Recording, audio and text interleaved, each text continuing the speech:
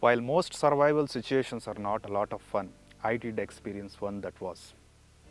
I was once stranded on an island in Arabian Sea when the commercial fishing boat I was on board burned and sank. I was then trying to learn to sail big boats since I was seeking adrenaline and adventure.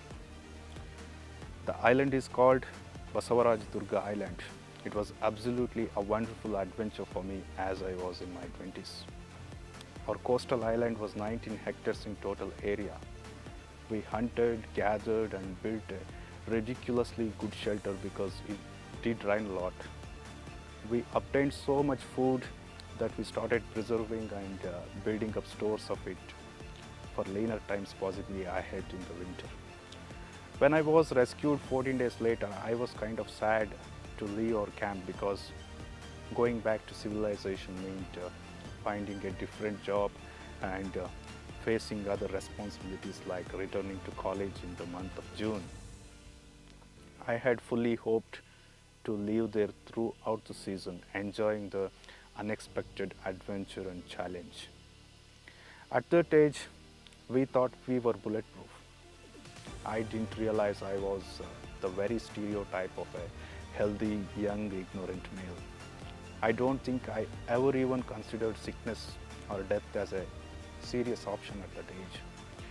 Most survival situations, however, are fraught with worry, but that one was not. On the flip side of things, to make this observation pertinent, I will relate quite another survival scenario I got myself into. I jumped at the chance to help sail a 40-foot-old boat from the same Basavaraj Durga island to the Aminidivi subgroup of islands in the Lakshadweep. Lakshadweep is an archipelago of 36 islands in the Arabian Sea to the southwestern coast in India. Halfway into our voyage, we lost all electrical generation when we lost our engine. I didn't think to check to see if backup options worked properly before agreeing to come on this trip. This was when wind and solar power became so common, and this boat did not have either. The boat was very old. GPS in the boat was in its infancy, but I naively trusted it. Our GPS unit was the size of a suitcase and took a lot of time and power to get a location. All batteries were used up in no time. It took a long time to get a fix. We were reduced to only sail power and the use of a sextant. Historically, people have crossed oceans in this manner, but I was sure that Christopher Columbus had a better grasp of dead reckoning and the use of the sextant that I did. When I learned how to use one, I never dreamed my life would depend on it, and I couldn't say that I ever tested myself after I initially learned to use it in a fairly crash course with a friend. I reread the book that came with my plastic sextant with earnest. I spent too many days than I would like to remember bobbing around the equator, worrying over maritime charts, trying to make the decisions of continuing on to the very small island destination or try to head for a larger landmass with less favorable trade winds to contend with a finite supply of food and water on board.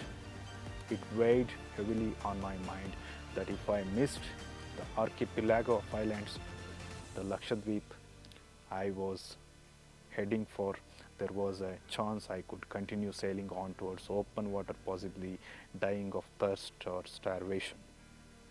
I had agreed to be the navigator for our trip, not truly comprehending the gravity that I was agreeing to be responsible for my life, but I was responsible for other people as well.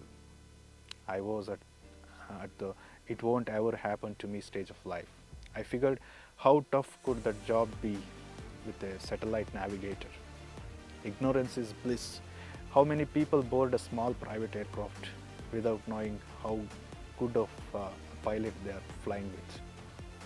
My penalty for this initial cavalier attitude was many hours studying ocean current charts and making meticulous notes regarding our progress to aid me in dead reckoning. I took measurement of the sun as often as I could. I didn't know how to shoot the stars. My mechanical clock was giving me close to Greenwich Mean Time for my calculations with the sextant.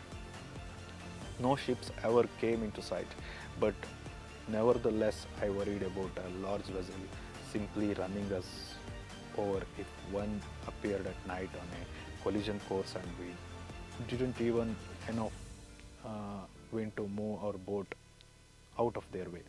With no power, we had no marker lights on our vessel. The radios were useless without electricity, and the only way I might get a large ship attention at night was with signal flares or fire. Flashlight batteries were used up, and we were reduced to using a candle lantern at our compass during that night. After my previous experience in Basavaraj Durga Island trying vainly to fight a fire aboard a boat, I took anything requiring flame very serious. I had plenty of time at night while on watch to well imagine a deckhand in the wheelhouse of a large ship not paying attention to what was out there in the blackness. I imagined them dozing off or breaking the monotony of the night by reading a magazine. I imagined them having the alarm set on their radar with the sensitivity turned way down to reduce false positive signals. I learned one should better be careful when they wish for adventure, for some time they get it. I got more of it than I bargained for on that voyage. I am alive to tell you about it here on YouTube, so you know things ended well. Sometimes the world takes care of its fools. When we hit landfall, we literally almost did hit it. It was on an inky black night because of an overcast of clouds.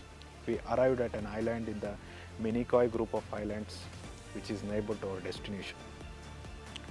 Had this not happened and we missed the island, we may have sailed past the archipelago of islands and off into blackout that night. What a relief it was to find land. In something size of the Arabian Sea, a sailboat is a mighty slow form of transportation, and because of this fact, it gave us plenty of time to worry. I tried to act fairly confident as though I had a reasonable idea of where I was, so others did not worry so much, but I was given far too much time to second guess and doubt myself. Moral of these stories, there are too many to list. Let's just say it's a good thing that some young people who never really think bad things will happen to them, seeking adrenaline, adventure or not, live through this stage of life, or we wouldn't survive very long as a species.